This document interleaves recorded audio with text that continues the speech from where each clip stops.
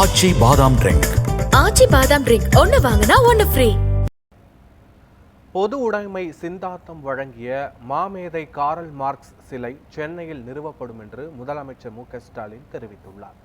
சட்டப்பேரவையில் 110 விதியின் கீழ் பேசிய போது முதலமைச்சர் மு க ஸ்டாலின் இதற்கான அறிவிப்பை வெளியிட்டார்.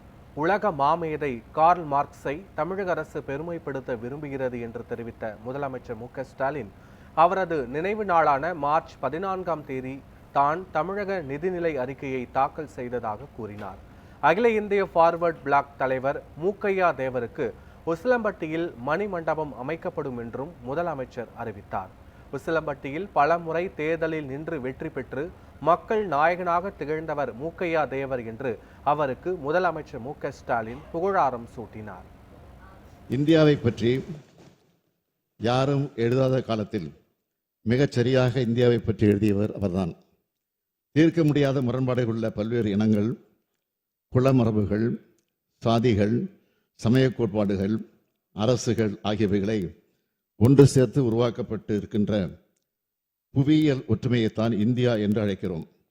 இந்தியாவின் கடந்த காலத்தில் அரசியல் எவ்வாறு மாறிய போதிலும் சமுதாய நிலை மாறவில்லை. எது எப்படி இருந்தாலும் சரி, அந்த மகத்தான கவர்ச்சிகரமான தேசம் ஒரு காலத்தில் மறுமலர்ச்சி அடைவார்கள் என்று உறுதியாக எதிர்பார்க்கலாம் என்று எழுதியவர் காரல் மார்க்ஸ் அவர்கள். அதனால்தான் மார்க்ஸ் ஏங்கல்ஸ் எழுதிய கம்யூனிஸ்ட் கட்சி அறிக்கையை முதலாக தமிழில் மொழிபெயர்த்து 1931ஆம் ஆண்டே வெளியிட்டார் தந்தை பெரியார் அவர்கள். அத்தகைய மாமேதை மார்க்ஸ் அவரது உருவச்சிலை தமிழ்நாட்டின் தலைநகரான சென்னை மாநகரில் அமைக்கப்படும் என்ற மகிழ்ச்சியான அறிவிப்பை இம்மாமண்டத்தில் அறிவிப்பதில் பெருமகிழ்ச்சி அடைகிறேன்.